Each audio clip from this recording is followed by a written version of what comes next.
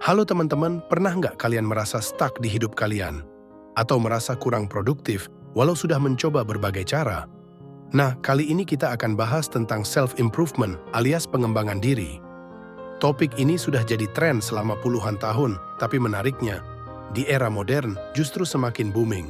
Industri self-improvement sendiri bahkan telah berkembang menjadi bisnis bernilai lebih dari 14 miliar dolar. Dan tahukah kamu, sebagian besar konsumennya adalah generasi milenial dan Gen Z. Jadi apa sih yang membuat self-improvement begitu populer, tapi di saat yang sama, banyak orang yang masih merasa sulit mencapai perubahan nyata? Yuk, simak video ini sampai selesai untuk mengetahui jawabannya.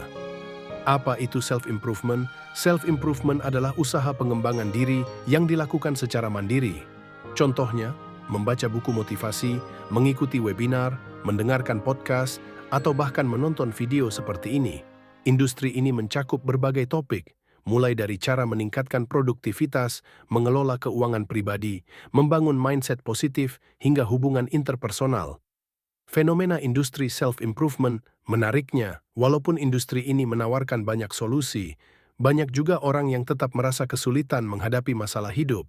Sebagian produk self-improvement cenderung memberikan ekspektasi yang tidak realistis.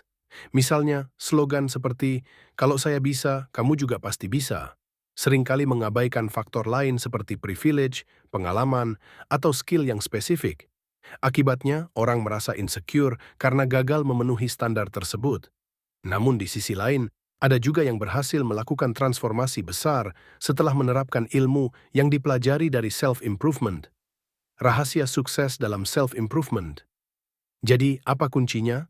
Self-improvement tidak hanya tentang belajar, tetapi juga tentang eksekusi. Ada 6 tahap perubahan yang harus dilalui, mulai dari menyadari masalah, pre-contemplation, merencanakan solusi, hingga menerapkan dan mempertahankan kebiasaan baru.